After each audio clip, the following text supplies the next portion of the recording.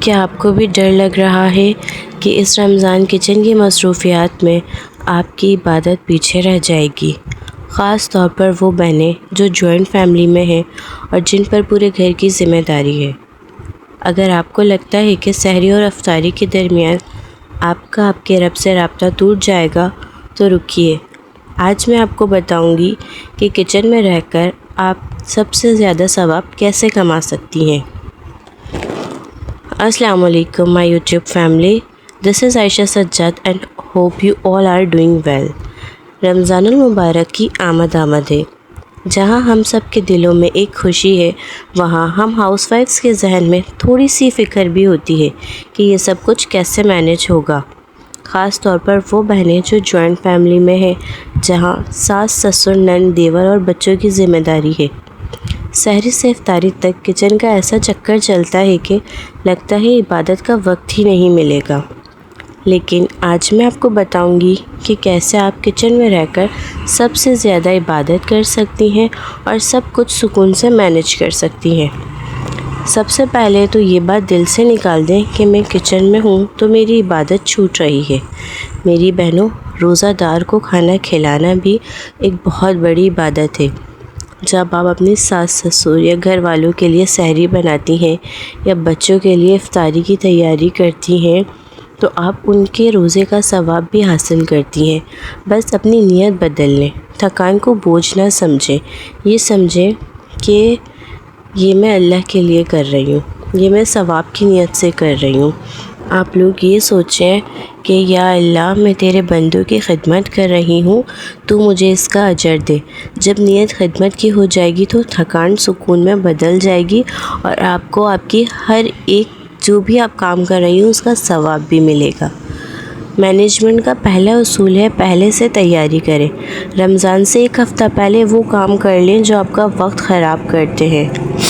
مثال کے طور پر ادرک لہسن کا پیسٹ وغیرہ پہلے سے بنا کر فریج میں رکھ لیں، مسالے وغیرہ پہلے سے پیس کر رکھ لیں، جو بھی آپ کو افطاری میں ضرورت ہوتی ہے وہ سارے مسالے آپ پہلے سے پیس لیں۔ جو لوگ چھولے وغیرہ ابال کر کھاتے ہیں، میکرونی وغیرہ یوز کرتے ہیں، مطلب افطار میں انہیں یہ آئٹمس پسند ہوتے ہیں تو یہ پہلے سے بوائل کر کے فریز کر لیں۔ اور اس کے علاوہ شامی کباب یا رول، سموسے وغیرہ پہلے سے بنا کر آپ فریز کر لیں۔ یہ سب کچھ پھر آپ کو اینڈ ٹائم پر صرف نکالنا ہوگا اور فرائی کرنا ہوگا، اس سے آپ کی محنت بہت کم ہوگی۔ اگر آپ چاہیں تو ٹماٹر وغیرہ کو بھی پہلے سے چاپ وغیرہ کر لیں اور اس کو بھی فریج میں رکھ دیں، اس سے بھی آپ کی محنت بہت حد تک جو ہے نا کم ہو جاتی ہے، اس سے آپ کو آسانی ہوتی ہے۔ جب یہ چھوٹی چھوٹی چیزیں پہلے سے تیار ہوتی ہیں نا تو افطار سے پہلے کی جو بھی بھاگ دوڑ ہوتی ہے وہ ختم ہو جاتی ہے۔ آپ 1 گھنٹے میں کچن میں مطلب ان سب کاموں سے آپ کا 1 گھنٹہ جو ہے نا وہ تقریباً بچ جاتا ہے، کیونکہ آپ کے اچھے خاصے کام جو ہے وہ پہلے سے ہوئے ہوتے ہیں۔ تو جو آپ کا ٹائم بچتا ہے آپ اس میں زیادہ سے زیادہ عبادت کر سکتی ہیں، قرآن پاک اور تسبیح وغیرہ پڑھ سکتی ہیں۔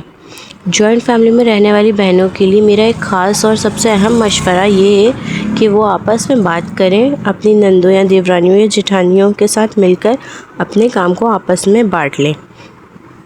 ایک دن ایک افطاری بنائے تو دوسری سحری کرے، مطلب سحری بنائے۔ اسی طرح صفائی آپس میں مل بانٹ کے کر لیں، ایک دن ایک کر لیں، ایک دن ایک کر لیں۔ جس طرح آپ آپس میں کام بانٹ لیں گی نا، اس سے آپ کو بھی عبادت کا ٹائم ملے گا اور آپ کے اوپر زیادہ کام کا بوجھ بھی نہیں ہوگا۔ اور اگر آپ اکیلی ہیں تو آپ اپنے بچوں کو چھوٹے موٹے کاموں میں شامل کریں، اور اگر آپ کے ہسبینڈ آپ کے کام میں ہیلپ کرتے ہیں تو آپ انہیں بھی اپنے کام میں شامل کریں، اس سے آپ کو بھی کافی حد تک ریلیف ملے گا۔ اپنے بچوں کو اس طرح کام کروائیں گی تو انہیں بھی کام کی عادت ہوگی، وہ بھی ان میں بھی کام کا شوق پیدا ہوگا، اور خاص طور پہ رمضان میں جو شوق ہوگا نا اس سے جو ہے نا آپ کو بھی اچھا لگے گا اور انہیں بھی اچھا لگے گا، اور آپ پہ کام کا لوڈ بھی کم ہو جائے گا۔ یاد رکھیں، زیادہ سپر وومن بننے کی نا کوشش نہیں کریں، اس سے آپ کی صحت بھی برباد ہوگی اور جو ہے آپ عبادت بھی سکون سے نہیں کر پائیں گی۔ سب مل بانٹ کے جب کام کریں گے نا تو ہر چیز اچھے سے ہو جائے گی اور آپ بھی ریلیف فیل کریں گی۔ اچھا میں نا یہاں پہ پکوڑے وغیرہ فرائی کر رہی تھی، تو آج کے ولاگ میں نے صرف جو ٹاپک ہے نا اس کے بارے میں بات کی، اس کے علاوہ اور کوئی بات نہیں کری. بس میں یہاں پکوڑے وغیرہ تل رہی ہوں، اس کے بعد فرائز وغیرہ بنایا. بس میں نے اپنے ٹاپک پہ ہی یہاں پہ آج جو ہے نا کنسنٹریٹ کیا، اس کے علاوہ کوئی اور ڈسکشن نہیں کی. میری تھوڑی سی طبیعت بھی خراب ہے، مجھے تھوڑا سا فلو اور فیور ہوا ہوا ہے، اس وجہ سے میں جو ہے یہ آج اپنے ٹو دا ٹاپک ہی میں نے آپ سے بات کی. اچھا اب جو ہم آتے ہیں وہ اپنے مین ٹاپک کی طرف آتے ہیں، وہ یہ کہ ہم لوگ عبادت کب کریں.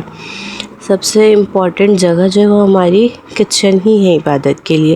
مطلب جب آپ روٹی پکا رہی ہیں، مینس سحری بنا رہی ہیں یا افطاری بنا رہی ہیں یا رات کا کھانا بنا رہی ہیں، جب بھی آپ جو بھی کچن میں کام کر رہی ہیں، بس آپ باوضو ہو کے کچن میں کام کریں اور اپنی زبان پہ استغفار یا درود شریف کا ورد ضرور رکھیں. کچن میں کھڑے کھڑے آپ کی تسبیح آرام سے پوری ہو جائے گی اور آپ بے شمار استغفار یا درود شریف پڑھ سکتی ہیں.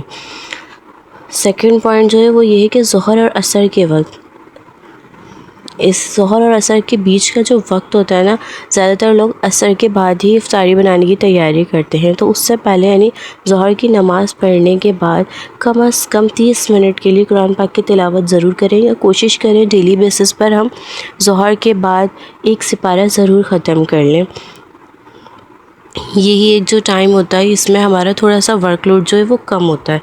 اور سب سے تیسری اور اہم جو بات ہے وہ یہ ہے کہ افطاری سے پہلے کا جو وقت ہے نا وہ قبولیت کا ہوتا ہے. تو اپنا جو بھی کام ہے نا وہ افطاری سے 15 منٹ پہلے آپ ختم کر لیں، اور افطاری سے 15 منٹ پہلے سب کچھ دسترخوان پہ رکھ دیں اور تھوڑا وقت اپنے اللہ کے لیے نکالیں. وہ ٹائم جو بھی آپ دعا مانگیں گے وہ لازمی قبول ہوتی ہے. تو اس ٹائم آپ اپنے اللہ سے رو رو کر اپنے لیے، اپنے نصیب کے لیے، اپنے بچوں کے لیے، اپنے شوہر کے لیے، اپنے ماں باپ کے لیے، سب کے لیے آپ نے دعا مانگنی ہے، کیونکہ وہی ٹائم جو ہے وہ سب سے بابرکت وقت ہے قبولیت کا. میں جانتی ہوں کہ تھکاوٹ ہوتی ہے، گرمی میں چولہے کے آگے کھڑے ہونا آسان نہیں ہوتا، لیکن اسی تھکاوٹ پر تو اللہ تعالیٰ ہمیں اجر دیتا ہے. جب آپ کے دل گھبرائیں گے تو سوچیں کہ میرا اللہ مجھے دیکھ رہا ہے. جوائنٹ فیملی میں کبھی کبھی باتیں بھی سننی پڑ جاتی ہیں، لیکن اس وقت صبر کرنا آپ کے روزے کا نور بڑھا دیتا ہے. اپنے اخلاق سے آپ سب کا دل جیتیں، یہی اصلی رمضان ہے. یہاں آج میرا گلا کافی زیادہ خراب ہے، مجھے کافی زیادہ فلو وغیرہ ہو رہا ہے، اس لیے میں آج صحیح سے جو ہے نا بول بھی نہیں پا رہی. تو بہرحال جو تھا وہ میں نے آپ کو بتایا، ٹو دا پوائنٹ میں نے آج بات کی. تو میری پیاری بہنوں، اس رمضان ہم نے کچن میں جتنا زیادہ سے زیادہ ہو سکے عبادت کرنی ہے. اس رمضان میں ہم نے اپنے کچن میں صرف ذائقہ نہیں بلکہ ذکر کو بھی شامل کرنا ہے. بالکل آپ لوگ پریشان نہیں ہو، اللہ پاک ہر چیز میں آسانی کرے گا. رمضان کا بابرکت مہینہ آنے والا ہے، اللہ پاک اس بابرکت مہینے میں ہم سب کے دسترخوان میں بے شمار برکتیں دے، اور اللہ پاک ہمارے کو زیادہ سے زیادہ عبادت کرنے کی توفیق دے اور ہماری ہر چھوٹی چھوٹی عبادت کو بھی قبول کر لیں. آپ نے صرف دل میں ارادہ کرنا ہے کہ اس بار آپ نے اپنے وقت کو بالکل صحیح طریقے سے مینیج کرنا ہے اور لازمی اپنا وقت اپنے رب کے لیے نکالنا ہے. مجھے کمنٹ میں بتائیں کہ آپ نے رمضان کے لیے کیا تیاری کر لی ہے، اور جو جوائنٹ فیملی میں ہیں انہیں کیا کیا مسائل پیش آتے ہیں. میری دعا ہے کہ اللہ اس رمضان کو ہم سب کے لیے مبارک کرے. آپ کو یہ ویڈیو کیسی لگی ہے، میری باتیں کیسی لگی ہیں، وہ آپ لوگ مجھے کامنٹ میں ضرور بتائیں. اور جو میری گلا خراب ہے اس کی وجہ سے جو بھی وائس خراب آ رہی ہے اس کے لیے میں معذرت چاہتی ہوں. اچھا ملتے ہیں اپنی نیکسٹ ویڈیو میں. اگر آپ کو ویڈیو پسند آئی ہو تو ویڈیو کو لائک اور میرے چینل کو لازمی سبسکرائب کریں.